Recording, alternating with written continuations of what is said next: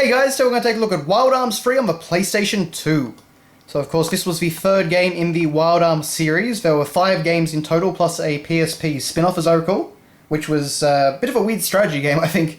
But Wild Arms 3 kind of marks the end of the traditional Wild West style. After that everything gets much more anime in style and direction. So, I've only played Wild Arms 1 and a touch of Wild Arms 2. But Wild Arms 3 so far is a really enjoyable RPG. I would definitely, even though it's not perfect, I would definitely recommend it if you like the turn-based RPG genre. So on the front cover here we have this fantastic render of our main character, Virginia. And she's just of course looking onto the wasteland that is Filgaia, which is the world that you explore. And up here we actually have our other 3 party members just rendered in the sky. So we have Clive up there, Gallows there, and Jet over there. Just a very low-key front cover, but very nicely rendered and drawn. And one of the interesting things, actually, is that you can see this is a PAL copy, I should just say, because this did come out in Australia. But this was actually published by Ubisoft, so there you go. I don't really remember them publishing too many JRPGs. On the side here, we have the PlayStation 2 logo, and of course Wild Arms 3 written as normal. This is just standard for PAL PS2 games. And then on the back we have a bunch of screenshots. So the ultimate mix of classic RPG elements with a Wild West storyline. So you can see there we've got intense battle sequences amplified by dynamic camera angles. And one of the coolest things in Wild Arms 3 is that you can actually battle on horseback. So horses are one of your vehicles and you can actually, you get into battles while roaming around with them, and the battles actually take place with you fighting on horseback. So, just cool little things like that in this game. So, Virginia, who are you? Just showing off these cel-shaded graphics, which do hold up pretty well, in all honesty. Not amazingly well, but pretty decently well for an early PS2 game. So definitely a cool little RPG, and we can see some more of the wasteland in the background. But desolate wastelands and eroded memories of the remains of a dying world. Sparse settlements provide protection from the harsh environments. Few dare to roam beyond the town's boundaries. Blech. The ones that do are proclaimed drifters. The ones that survive are heralded as legendary. Doesn't tell you a whole lot about the game, but I guess that's basically the breakdown of the plot. Or the backing, or the basis for the plot, I suppose I should say. Okay, so then we have a bit of a different piece of artwork on the disc here. You can see that it's all rendered in one colour, but we actually do have some different artwork of Virginia. And she's holding her pistol in one hand. Looking a bit of an action pose there. Then in the manual, we have, of course it is just in black and white, like most manuals of the era, especially ones done by Ubisoft. But we do have a little bit of artwork. You can see that we have got another very nice pencil rendering of Virginia. And it actually just has a little blurb about the storyline and basically setting up what we're going to deal with.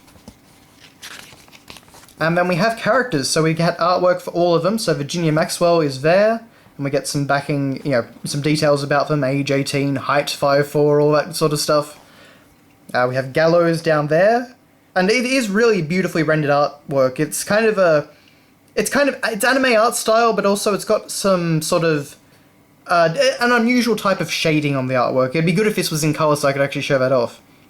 Jet and Dude, I'm not really sure how to pronounce that.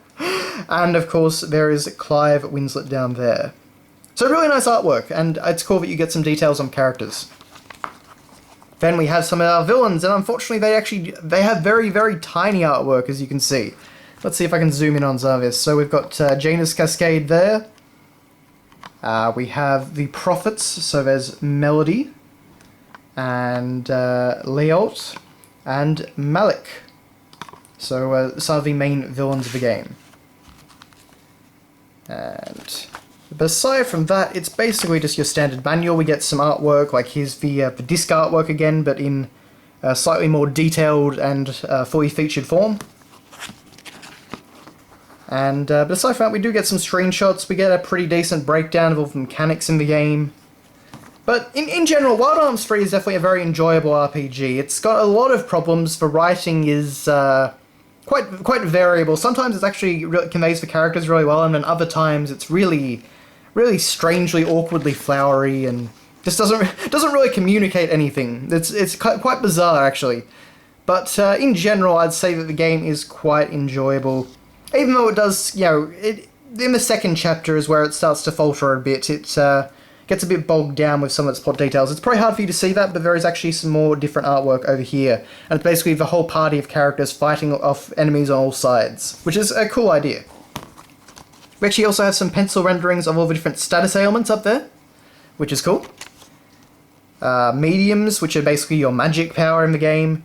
And there are pictures in the background of every single page, which is cool. But aside from that, it's pretty basic stuff. So just a pretty decent manual for this era, nothing mind-blowing, but just wish it was in colour, basically.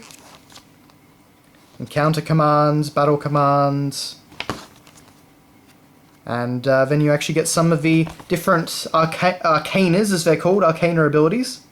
And basically they just take you through all the different guardians that you can summon and things like that, and all their different abilities. Which is nice because there's no way to actually check this outside of battle in the game itself. One of the kind of slightly weird oversights. You can't actually check what spells do outside of battle.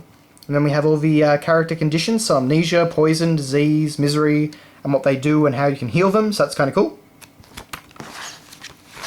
And that's pretty much it. Items, lodging, gardening, which is actually a mechanic in this game. And that's it.